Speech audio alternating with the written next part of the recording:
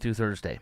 By the way, follow me on YouTube. I have a very good friend who owns two Italian restaurants on the Dallas side of the Metroplex, Giovanni Roman.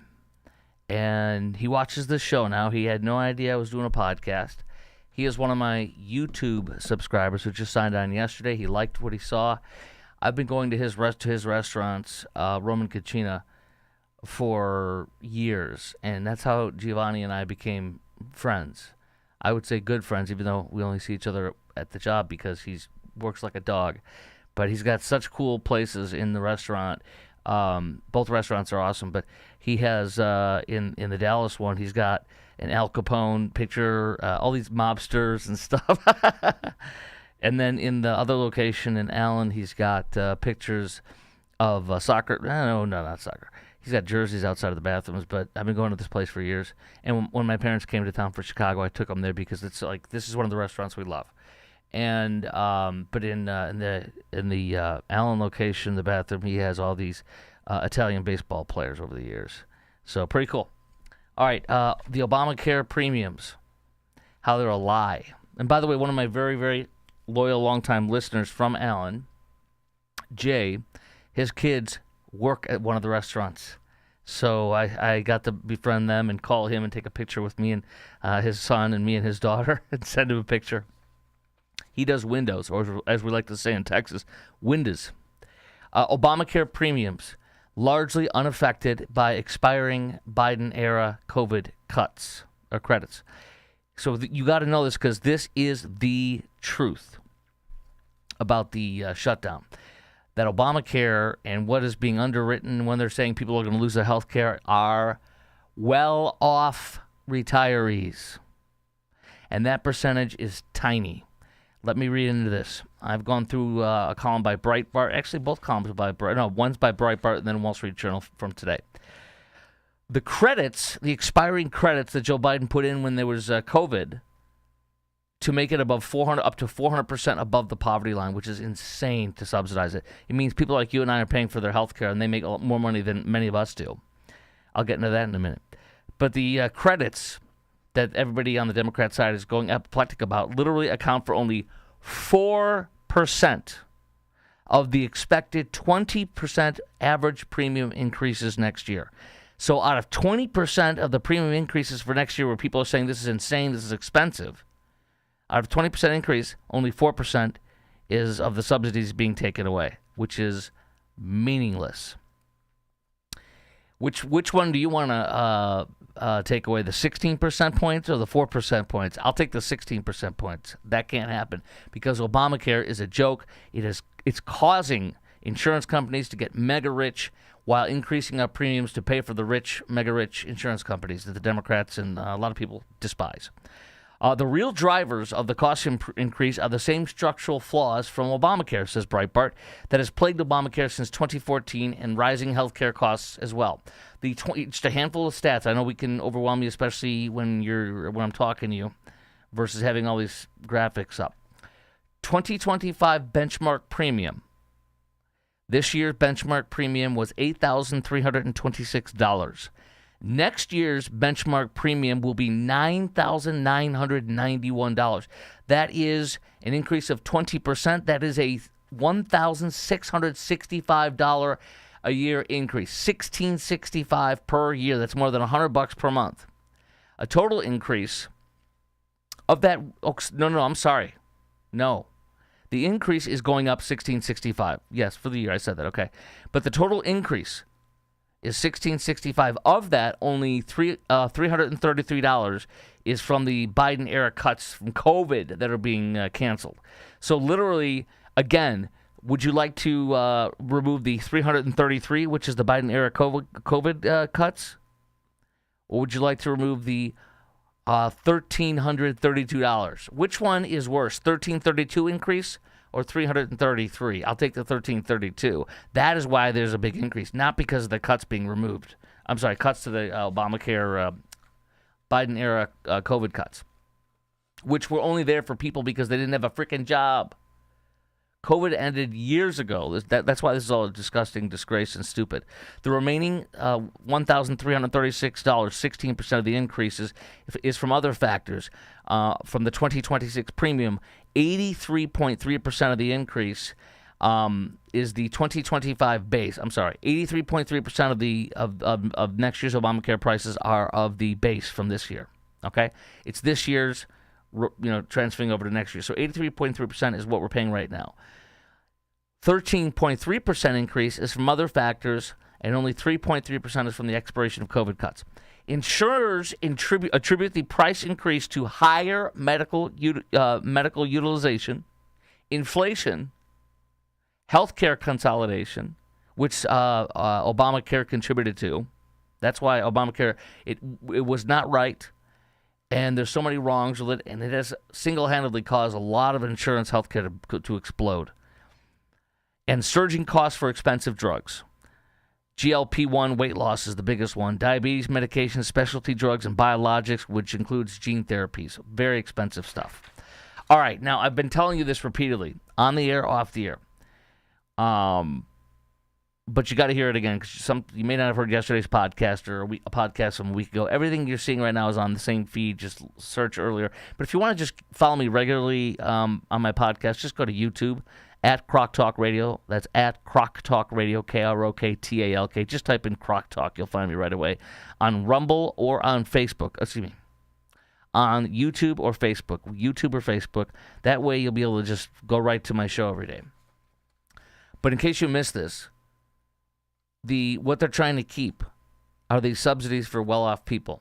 If you live in Prescott, Arizona, and you're a family of 4 making $600,000, you and I are subsidizing their health care. If you live in West Virginia making $580,000, a couple, can you imagine making $580,000 and living in West Virginia? That's like a millionaire. We're subsidizing your health care if you're making $580,000 and you're a couple in West Virginia. That's disgusting. This should enrage you. In Vermont, if you're single and you're making $180,000, we're subsidizing your health care. This is a freaking joke.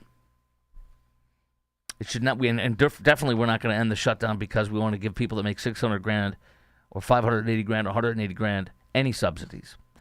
The Cato Institute health policy director says what the enhanced subsidies do is they subsidize people making from $129,000 all the way up to $600,000 per year. And so these are really Obamacare subsidies for the wealthy, including Democrats' examples. For example, Senator from what's her name from Minnesota. Her name will come to me in a second again, but she used to be the Hennepin County prosecutor. Her name will come back to me. But she put out a tweet that talked about, look, here's an example in Minnesota, an early retiree a couple that are early retirees making $130,000 a year. They're going to lose their subsidies. Now, they retired early because they have a lot of money. Can you afford to retire early? No? Then do you want to pay for somebody's health care who can afford to retire early? I sure as heck don't. So the early retirees making $130,000, that is who she can talk about. I can't remember her name. I got her face in my head and everything. She ran for president, Democrat ticket last time. She's the female senator from Minnesota. It'll come to me in about 5 minutes after we've moved on from this part. This is from the Journal today, the Journal editorial board today. Nearly 60% of eligible enrollees on Obamacare next year, nearly 60%, will have access to a plan that is at or below $50 a month after the tax credits. Again, 60% of people on Obamacare next year that are claiming their premiums are going to explode, 60% will be at $50 or less per month.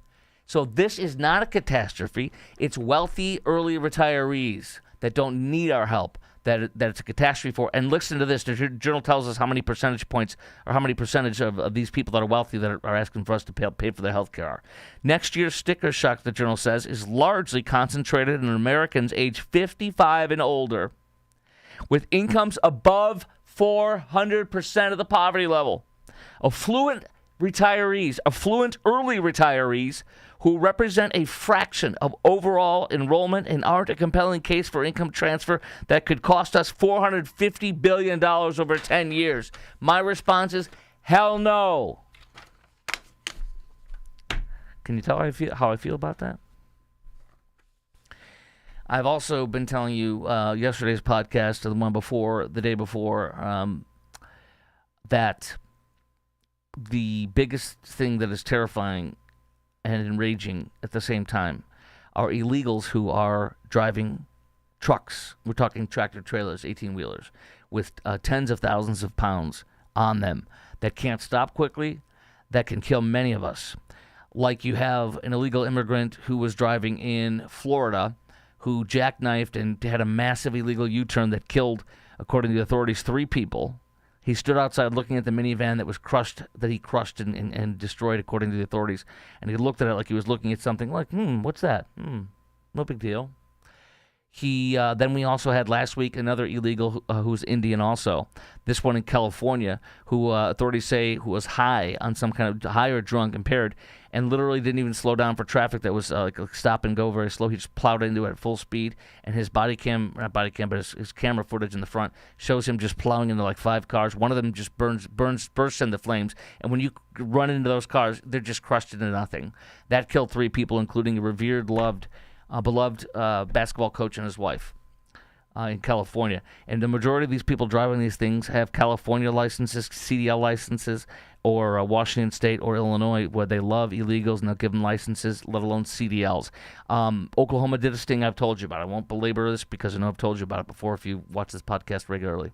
Oklahoma did a sting, and they pulled over every truck driver on I-40, the turnpike, with ICE, and they found in 3 hours, they impounded 7 tractor-trailer trucks with illegals in 3 hours.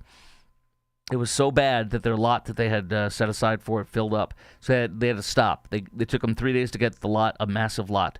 Then they did their sting again, and in one day they pulled in 17 semis that illegals were driving, impounded them, arrested them, and charged them. Now, you also have, it was so bad that by the end of that week of enforcement, all the truckers, at least illegal truckers, if not all the truckers, were now rerouting and avoiding Oklahoma. That's how many illegals are driving trucks that are killing us or can kill us. Here we go in Indiana, or as some like to say, Indiana. Indiana, in northwest Indiana, which when you see TV commercials of where I grew up in Chicago, you see your Chicagoland and northwest Indiana dealers. So that's part of, in northwest Indiana is part of Chicagoland. And they did a sting there. It's part of Operation Midway Blitz, which you know that Gregory Bavino, the Border Patrol head, has been personally leading. And this is where all the craziness has been going on in Chicago that I voted for. It's good stuff, but you have these crazy people but attacking them. But they went into northwest Indiana with ICE and with state troopers because Indiana's a red state, see? And like Oklahoma. And they arrested more than 145 illegals driving semi-trucks. This is one of the best ways to stop illegals from truck driving out of that sanctuary state where you're protected and you can drive and kill one of us. And I'll get into a drunken driving crash that killed an elected Republican official in downstate Illinois in just a second. This happened yesterday. But you can do the entire state of Illinois. Along the entire state of Illinois on the east side of it, and you can get everybody and get them in the major throughways going through Indiana and bust them and cuff them and stuff them. So this is fantastic because they're coming out of Chicago. They're either going to go south into Kentucky, like go all through southern Illinois, which they're going to have to do now so they don't get busted, or they're going to have to go east into Indiana, or they're going to have to go west through Iowa, or I don't know what's Nebraska, Iowa, that kind of stuff. No, it's just Iowa, and then next is Missouri. It's been a while, but all those are red states.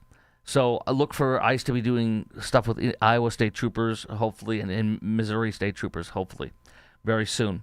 But this will stop them coming out of Illinois, which is brilliant and beautiful. But look, they just did a sting from Operation Midway Blitz with ICE and the Indiana State Patrol. 145 illegal aliens driving semi-trucks. Over 40 of them had commercial driver licenses. I guess 105 of them were just driving without a CDL, which is super illegal, I'm sure.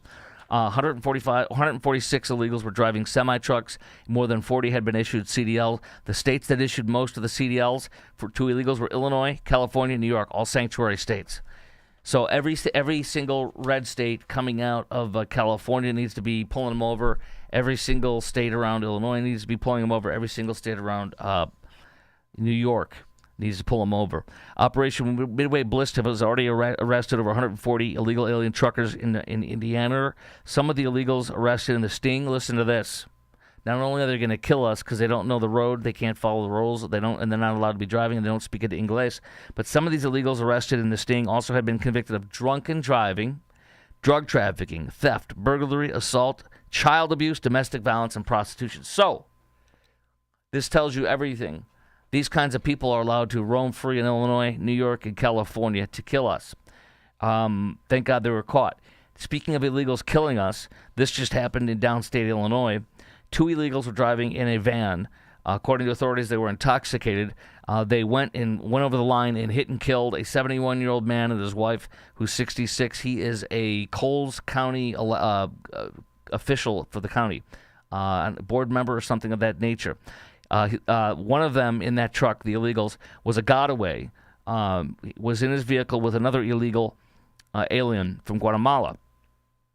The illegal from Guatemala crossed the border in December of 2023. From Joe Biden, he said, "Stamp, come in, kill somebody." He was let in by Biden. The illegal aliens were found with extended magazine, firearm ammunition, drugs, open container of alcohol in their vehicle. This is who Governor Pritzker, Mayor, what's his name, Brandon Johnson, BLM Brandon, as the guy who I fill in for in Chicago calls him, and of course, Joe Biden, their policies are killing people. And by the way, the illegals that were in that truck, that van, that are accused of murdering or killing these 2 people in that crash in Illinois, they won't do an ICE hold because Governor Pritzker's law by the Democrats in Illinois that he signed into law says that you can't do that even when somebody gets killed. So they will not put him on a hold for ICE, even though ICE put a detainer hold on him. ICE agents still waited for this illegal to be released from jail, arrested him outside. The other one's inside of that jail in Clark County, Illinois. Delta, and speaking of, by the way, the shutdown, which I mentioned earlier, the shutdown, Delta, and, by the way, I still can't remember the Minnesota Senator lady, Amy Klobuchar. I just remembered it. I told you I would remember it. As I was going to say, by the way, I still can't remember Amy Klobuchar's name, but then it came to me. Welcome to live, not radio, but podcasting. Delta and United Airlines CEOs both came out today and said, end the government, pass a clean CR. Well, the Republicans have voted on that 13 to 14 times now. Got to blame that on the Democrats then. SNAP benefits. A federal judge in Boston, shocker, Democrat in Boston, appointed by former President Hussein Obama, held a hearing. She might intervene and force the government to somehow fund food stamps that are ending the funding for 42 million, 41 million, depending on which news outlet you read. They're saying that they are going to, she might have a ruling that forces the federal government to somehow pay for food stamps. It's a lawsuit brought by 25 Democrat-run states. Wait a minute, you guys support the shutdown, but you're trying to sue for food stamps? Bleep you, my man and women. Bleep you. This is from Channel 8, WFA TV Channel 8 here in DFW. 2 stories about the shutdown. One, staffing issues cited for delays at the DFW airport. Again, the federal FAA says today. Second time in a week, FAA blaming staffing issues for delays at DFW International Airport. So we need to remember that when you and I fly out of DFW, because we have a lot of our Dallas-Fort Worth listeners that I have watch this great podcast, this incredible podcast. It's huge. It's huge. It's the best podcast ever. I'm a king of my own podcast. While Snap Cut looms, reports WFAA TV Channel 8, these local restaurants are offering free food for kids. Great. That's not going to take care of business, though. But here's what CEO of Tarrant Area Food Bank says. No math, no equation tells you we would be able to shore up the gap that will be created by the loss of SNAP benefits. Well, you can thank the Democrats, Tarrant Area Food Bank. Tucker Carlson. I've always been a mega fan of his, but I stopped doing his podcast every day, not out of boycott or anything, but I've been seeing him, and I don't never trust attacks on anybody that's conservative or leans to the right, because everything is stacked against us. But I've been seeing some things that seem insanely ridiculous and sad, pathetic, or whatever from him, from Candace Owens for a long time. So I'm not here to attack them, but I'm here to tell you the truth. This is a great column that a lot of people have retweeted today. I believe I retweeted it as well, but it's from the National Review. It's an editorial. Tucker Carlson, Nick Fuentes interview. Right's anti-Semitism problem is impossible to ignore. I'm going to share some highlights from this 3-pager that I highlighted because, and then I'm going to just obviously intersperse my opinion. Carlson didn't actually change any of Fuentes' views. Fuentes called out Adolf Hitler, saying called Adolf Hitler really effing cool. He said that his full word, I guess. He said that if his movement, Nick Fuentes, he said that if his movement gained power, his movement would execute perfidious Jews. Carlson didn't even go back through old clips to find objectionable statements, but he did attack, if you remember, Cruz, Senator Ted Cruz. So Ted Cruz you attack and needle him, but Nick Fuentes, who I don't know anything about the guy, but everything everybody says is that he hates Jews and is a white supremacist. So I'm not here to call him any of that stuff, but here's what I will share with you. Carlson didn't go back through old clips and find objectionable statements from Nick Fuentes. Fuentes stated that the big challenge to unite our country against tribal interests was organized Jewry in America. The biggest challenge to unifying the country against tribal interests is organized Jewry, as in Jews, in America. He expressed admiration for Soviet butcher Joseph Stalin. He did not receive any pushback from Carlson, the National Review says. In June, Tucker held a combative interview with Ted Cruz.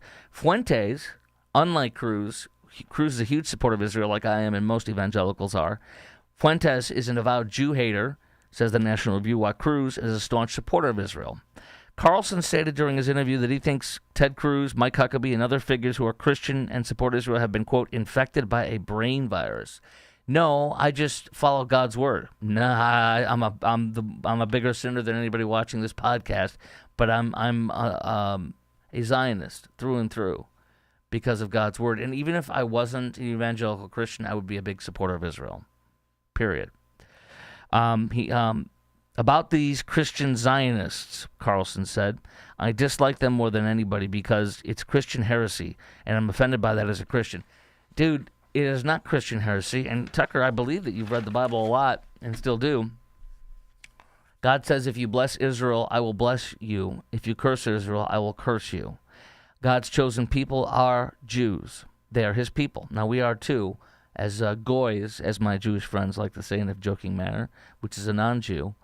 And yes, the state of Israel is a secular state that is, rabidly pro-LGBTQ, rabidly pluralistic, and out of wedlock marriage and birth and godlessness. Godlessness is the biggest religion there. But they're still God's people.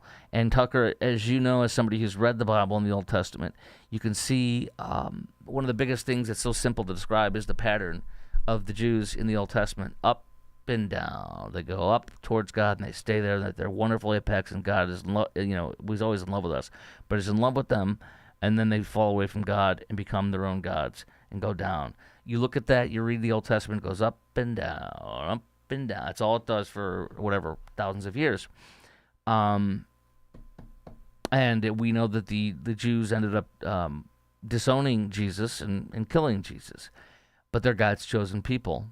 And so, as I mentioned, tactically, militarily, and just in general, I would be a huge fan of Israel no matter what. But as a Christian, I have a deep, deep kinship with Israel and with every Jew. Whether they hate my views or not, I don't care. And whether they vote for Mamdani, a Jew hater who would kill every Jew and stone and kill every gay person and put in Sharia law, every Jew that still votes for him or likes him, that's their problem. But I still have a kinship because we worship the same God, Tucker. And you should know that. And I find that one of the most deepest, sweetest things imaginable. That somebody who doesn't believe in Jesus is not a saved Christian going to heaven, still worships the same God I worship, and I love that. I absolutely love that. I mean, it's very special to me. Yes, I want a gold star to put on my fridge, which is right over there. In June, Trump ignored Carlson and joined Israel's efforts. This is huge. In June, Trump ignored Carlson and joined Israel's efforts to take out Iran's nuclear program, which I'm a massive fan of what he did, along with Israel. And I was telling you for years that Israel would do a joint mission with us. I thought, and this is just me being a neophyte and having no knowledge militarily, but I thought that we would even train Israeli pilots to fly one of our B-2 stealth bombers to deliver the payload. But that would not happen, apparently, ever. So that's what we did.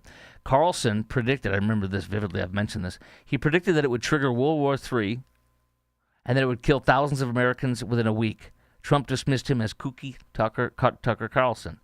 When Tucker said that, I'm like, dude, you are way far gone. He's deluded with something. Maybe it's anti-Jew disdain. Over the past several years, the National Review, a columnist writes, with U.S. support, Israeli actions have weakened the anti-American terrorist group, the Houthis in Yemen, neutered Hezbollah, the terrorist group that killed 241 United States service members in the 1993 Marine barracks bombing. Do you remember that one, Tucker?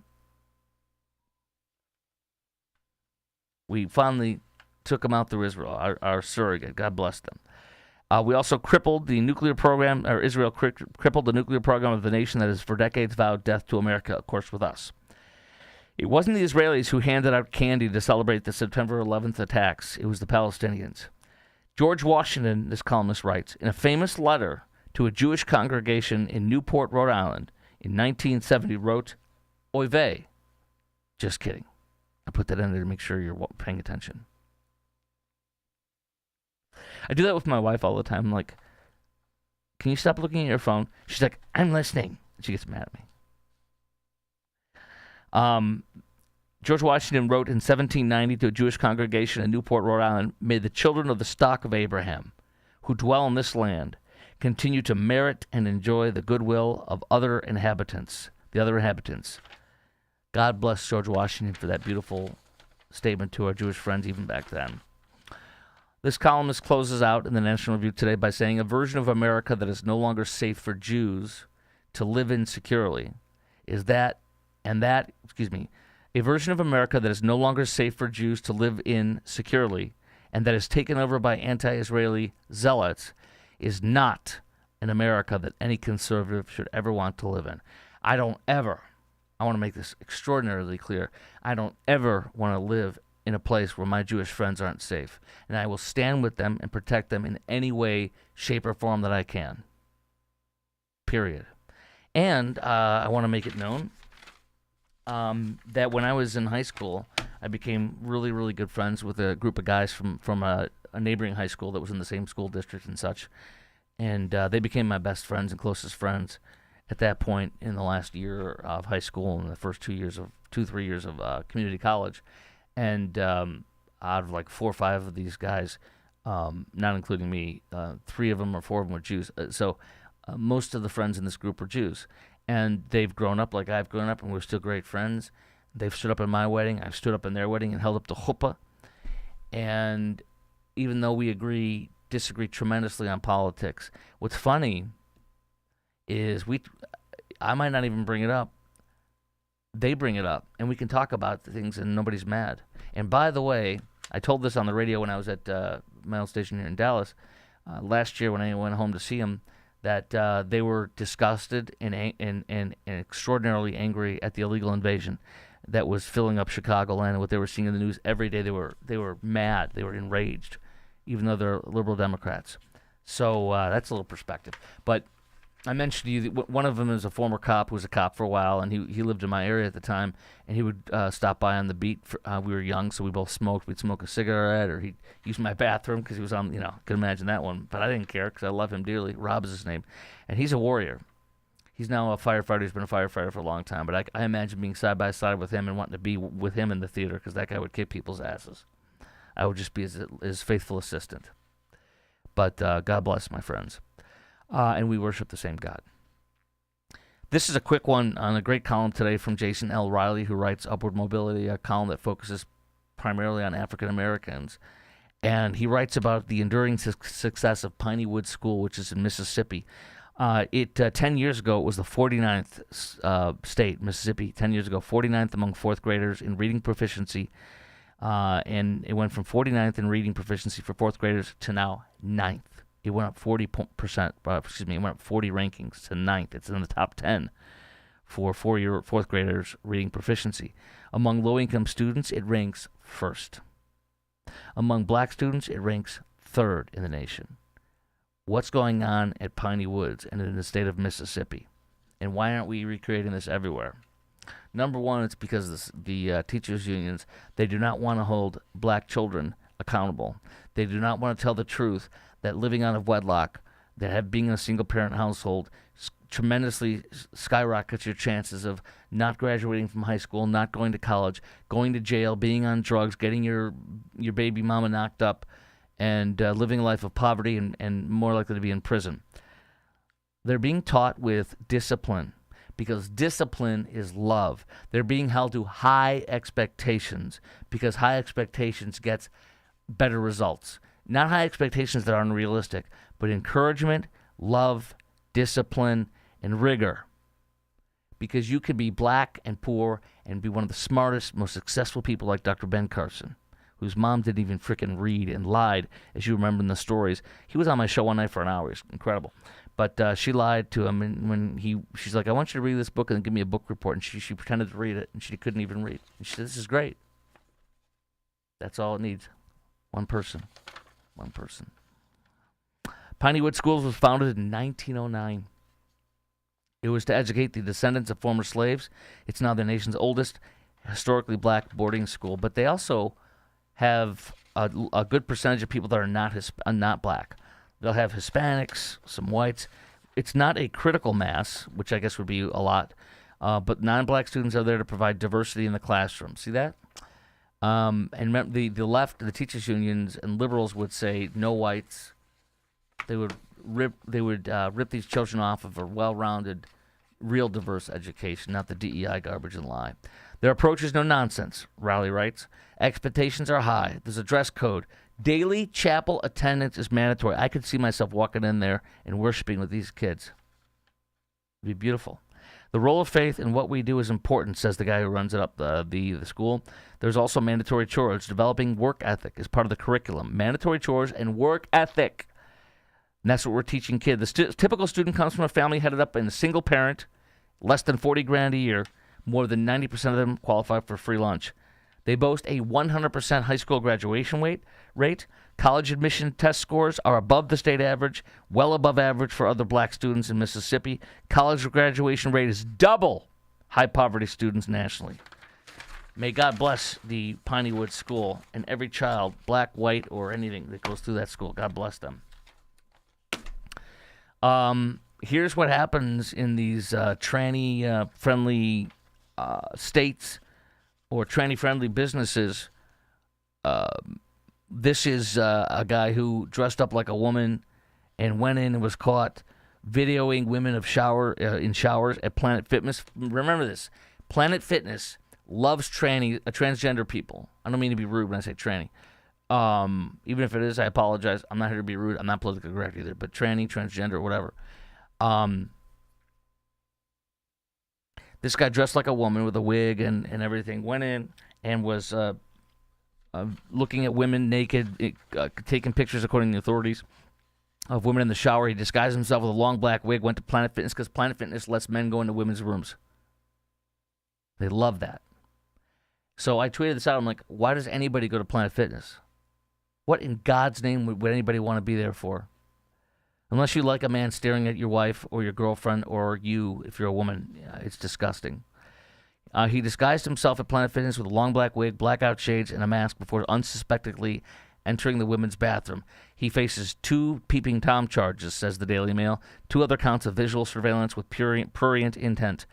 Police responded to a call about an unknown suspect recording this woman in the shower.